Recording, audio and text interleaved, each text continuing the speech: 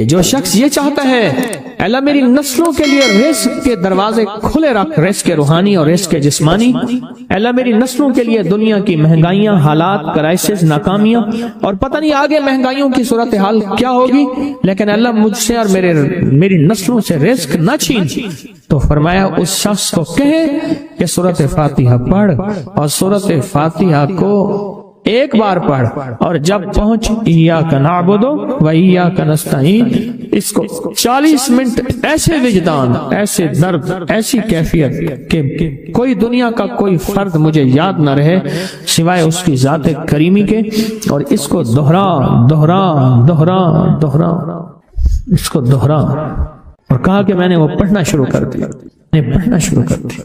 شیخ حامد کوفی کہتے ہیں کہ کوفہ میں ہمارے ہاں ایک رئیس تھا، اور لوگ اس کے در سے کھاتے تھے، اور لوگ اس کے در سے بہت لیتے تھے، اور بہت سخاوت چلتی تھی، اور سنا تھا کہ اس کے والد بھی ایسے رئیس تھے، اور سنا تھا اس کے دادا بھی ایسے رئیس تھے، اور یہ بات سنی تھی کہ اس کے دادا نے کوئی عمل کیا تھا، اور ایسا نہیں، دادا کے بڑوں نے کوئی ایسا عمل کیا تھا جس میں اللہ سے نسلوں کے لیے رزق اور رزق کے خزانے منوائے تھے۔ کتنے لوگ ایسے ہیں، مال دولت چیزیں ایسے حالات اور گردش میں آئے کہ ناموری سے گمنامی میں چلے گئے۔ مجھے یاد ہے کہ میں ٹاؤن شپ میں ایک بندے سے ملا، یہ بات ہے آج سے کچھ 27-28 سال پہلے کم و بیش، ایسے چھوٹا سا کمرہ تھا اور مختصر سی 2-3 کرسیاں، ایک ٹوٹی سی میز، اور کہا کہ میں لاہور میں میرا سکہ چلتا تھا، میرا نام یہ ہے، نام مناسب نہیں، رازداری زندگی کا پہلا حصہ ہے، اور میرا نام یہ ہے، اور میرا اپنا ذاتی جہاز تھا، اور یہ مال تھا، اور یہ چیز تھا، اور آج میرا حال یہ ہے کہ اگر میں دوائی لوں گا تو یہ بندہ پیسے دے گا جو ساتھ کھڑا تھا، میرے پاس دوا کے پیسے نہیں ہیں۔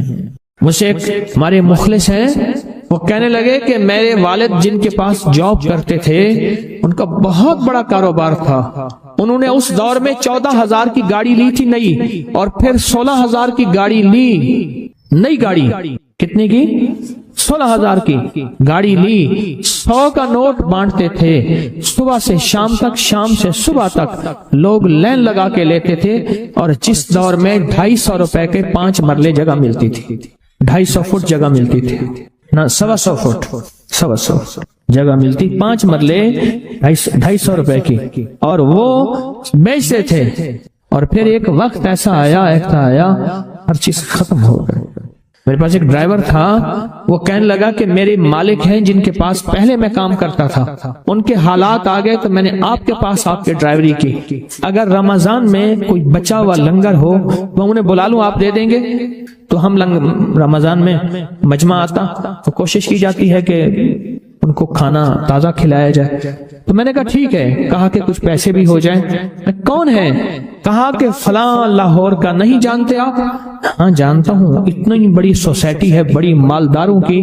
کہا یہ 28 مربع جگہ انہی کی تھی، اور آج سے 40 سال پہلے انہوں نے یہ جگہ بیچی تھی، اور اتنے کروڑوں میں اتنے میں بیچی تھی، اب وہ ایک چھوٹے سے مکان میں رہتے ہیں، سب کچھ ختم ہو گیا ہے، سب کچھ ختم ہو گیا ہے، اور ان کے گھر کھانا نہیں ہوتا، اور آپ اگر کھانا دیں گے تو ان کے گھر میں 2-3 وقت اچھا گزر جائے گا۔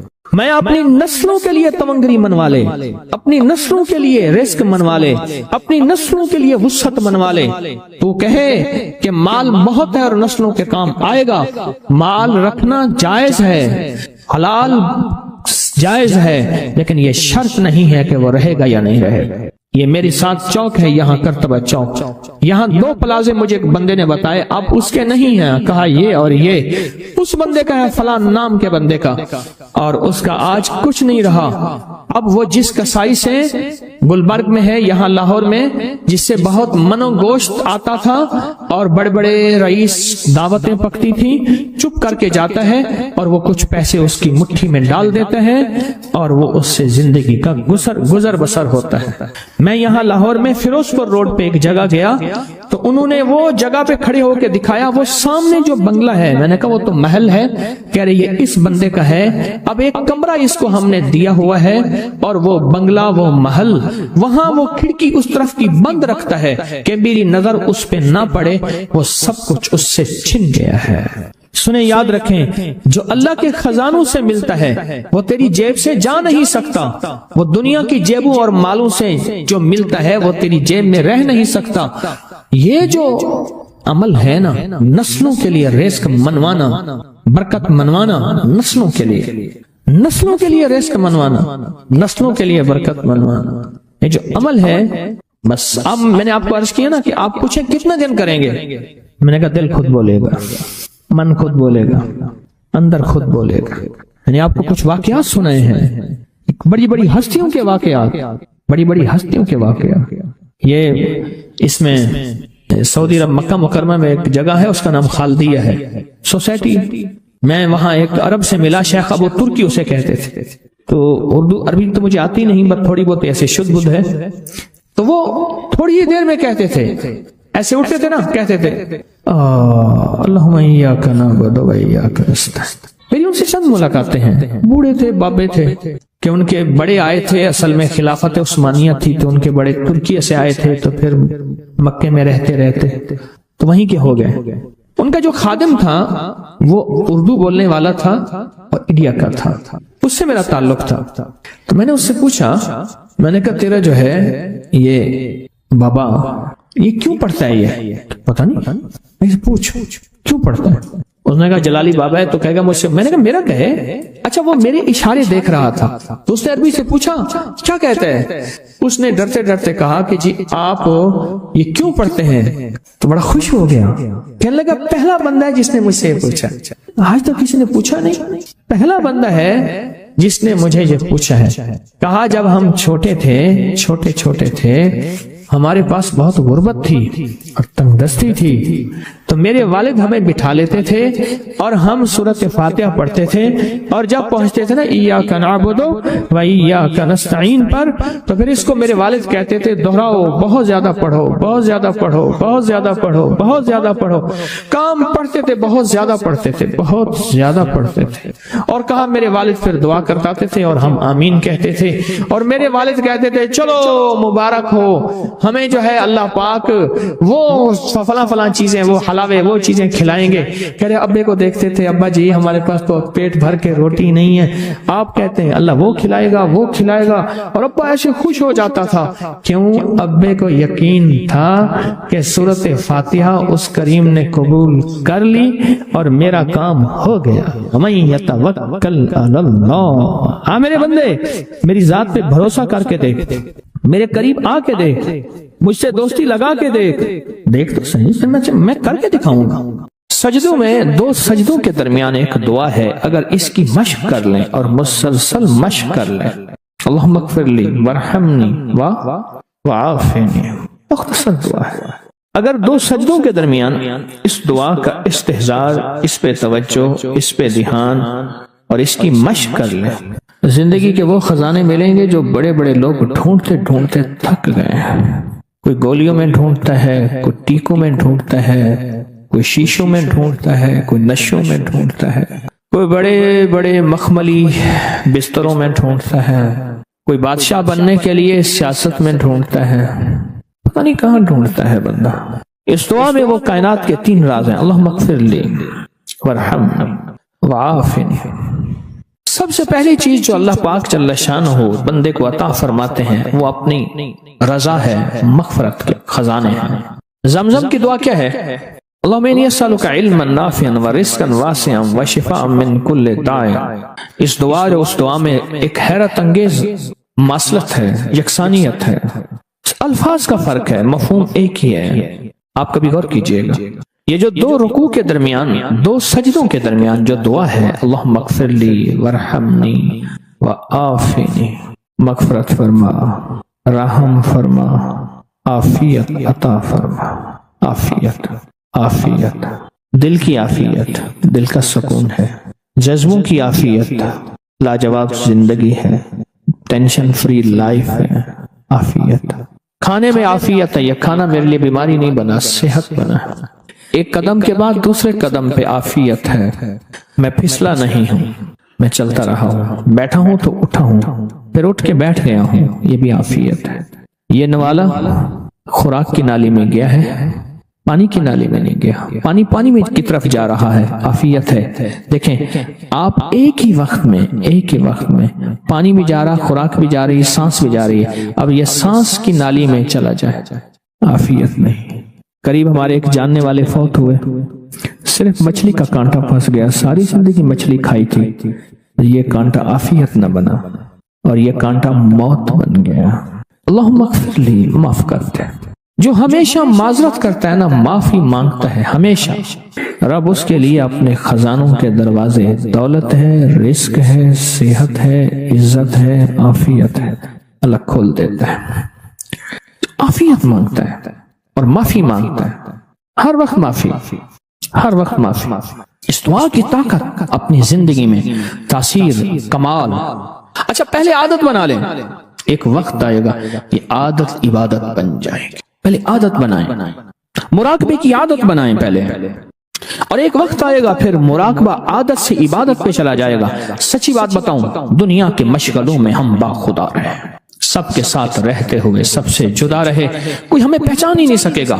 رب وہ دل کی روشنی عطا فرمائے گا، مراقبے کی مشق اور مشق کی وجہ سے وہ روشنی عطا فرمائے گا جو جاگتی آنکھوں سے اللہ وہ دکھائے گا جو مجھے آپ کو بند آنکھوں سے نہیں دیکھ سکیں۔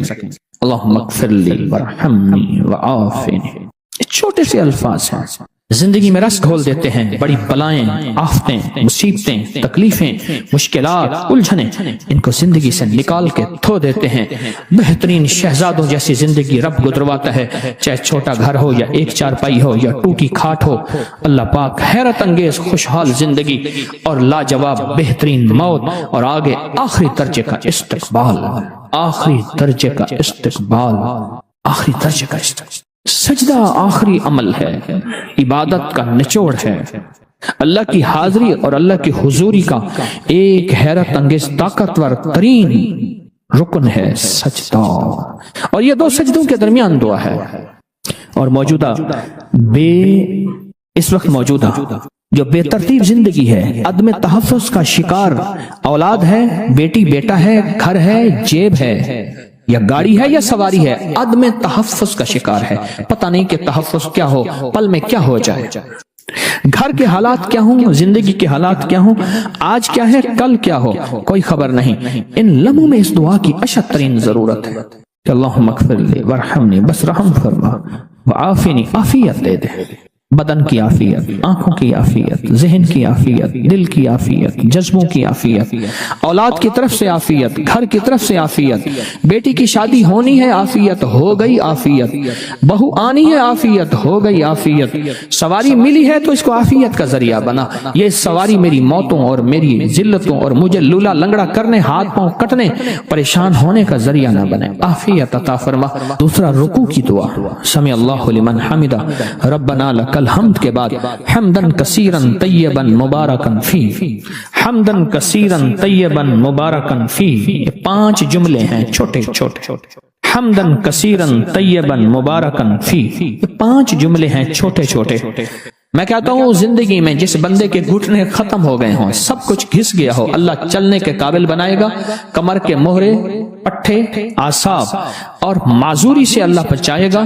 اور حیرت انگیز طور پہ مجھے لوگ جب سے میں نے بتانا شروع کیا ہے اس دعا کی طاقت یہ ہے، ایک بابا جی دعا دیتے تھے، میں نے کئی بار سنی، ایک سے نہیں کئی دفعہ سنی، یا اللہ بندے اور منجے کا کبھی محتاج نہ کرنا، کہ اللہ انسان کا اور چارپائی کا بھی محتاج نہ کرنا، یہ انسان اور چارپائی کی محتاجی سے بچانے والی دعا ہے جو رکوع سے اٹھنے کے بعد ہے۔ کہیں حمدن کثیرن طیبن مبارکن فی، بس بڑی طاقت ہے۔ کیوں؟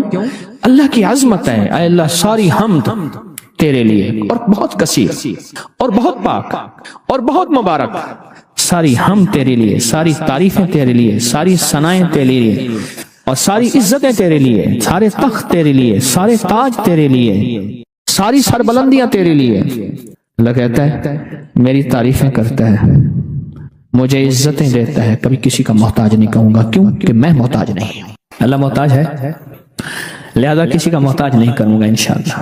رکوع سے اٹھتے ہوئے میں کہتا ہوں جتنا بھی بندہ کوئی راکٹ اور انجن ہوئے تو یہ 3 سیکنڈ تو بہت زبردست بات ہے نا، 3 سیکنڈ اس دعا کے اندر میں نے بڑی طاقت پائی ہے۔ کتنے بے شمار ایسے ہیں کہ جو کہتے ہیں ہم ہل نہیں سکتے تھے، مہرے، ڈسک، کمر، کالر، گردن، جسم، ہڈیاں گھس گئیں، اللہ چلنے پھرنے کے قابل بناتا ہے، جسم معذور ہو گیا، اللہ کہتا ہے ٹھیک ہے چلا پھراؤں گا تجھے، اس دعا کی طاقت سے تمہیں صحت مند زندگی، لاجواب زندگی دوں گا۔ اس دعا کے اندر اللہ کی عظمت ہے، اور جو ملتا ہے اس کی عظمت سے ملتا ہے، اس کی خوشامد سے ملتا ہے، اس کی منت سے ملتا ہے۔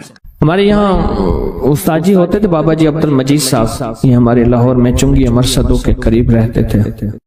پرانی بات ہے، میں ان کے گھر گیا تو اندر گلیوں میں ان کا گھر ہے، ابھی چند سال پہلے فوت ہوئے تو تعزیت کے لیے گیا، 2-3 سال پہلے فوت ہوئے، نیک آدمی تھے، لا الہ الا اللہ محمد رسول اللہ، تو یہ کلمہ ان کی ہدیے کے لیے پڑھا۔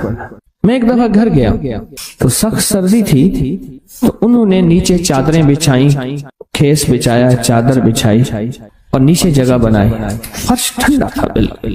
میں نے کہا اللہ والے کوئی گھر میں بوریاں نہیں پڑی، پرانی پڑی ہیں، میں نے کہا جھاڑ کے لائیں، وہ نیچے بچھائیں، پھر کھیس بچھائیں، پھر چادریں بچھائیں، کو نیچے کی ٹھنڈک کو تو سنبھالیں، بہت ٹھنڈک تھی۔ اچھا کھانا کھلایا، غریب آدمی تھے، جاتے ہوئے اٹھتے ہوئے میں نے کچھ ہدیہ بھی پیش کیا، کھانا کھلایا، ان کی چاہت تھی میرے گھر آئے، سفید پوش آدمی۔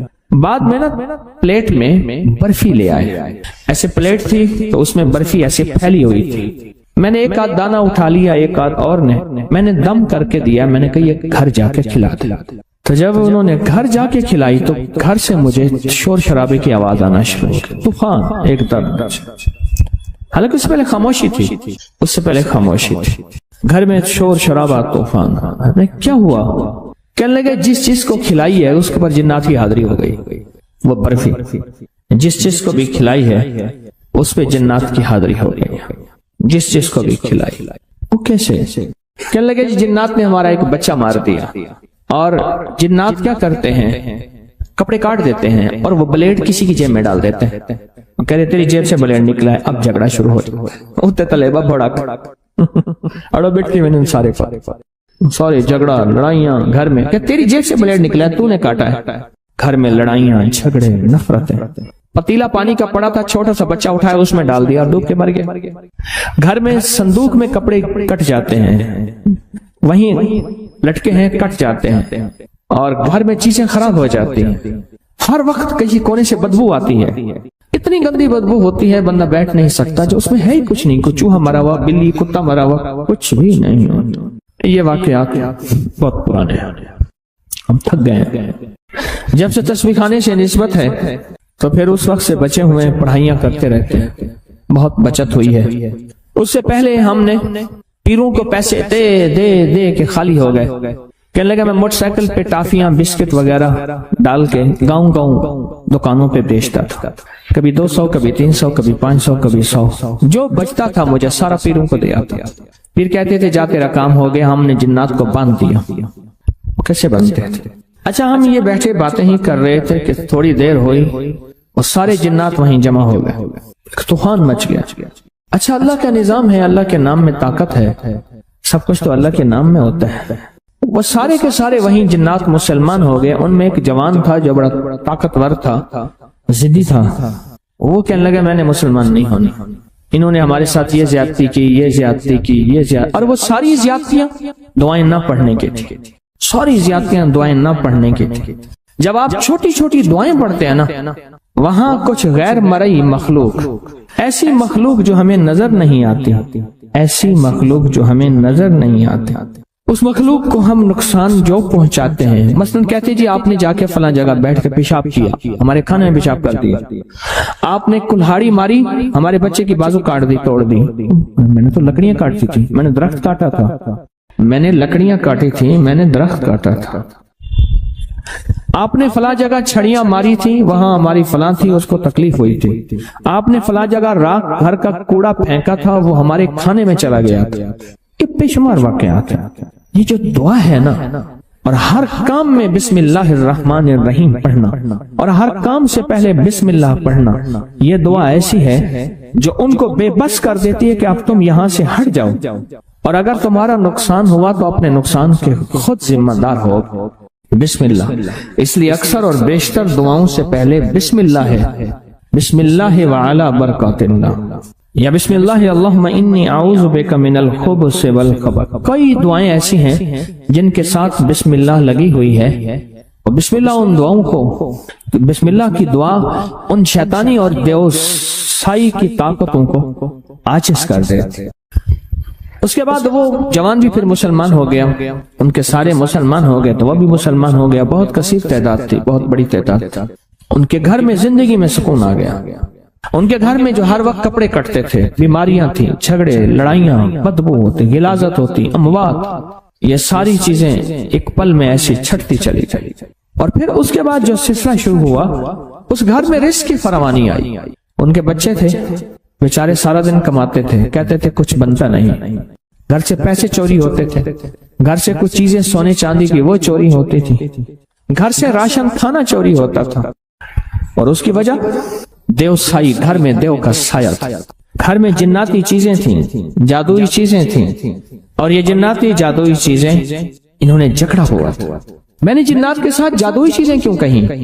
وضاحت کرتا چلا، ایک انسانوں کا جادو ہے، ایک جنات کا جادو ہے۔ جنات کا جادو انسانوں کے جادو سے زیادہ خطرناک، زیادہ طاقتور اور زیادہ بھیانک ہے، زیادہ خطرناک، اور وہ ہماری زندگیوں پہ ایسے ہوتا ہے کہ زندگیوں کو عاجز کر دیتا ہے اور انسانوں کو محتاج کر دیتا ہے، بے بس اور بیکار کر دیتا ہے، انسانوں کو بے بس کر دیتا ہے، بیکار کر دیتا ہے۔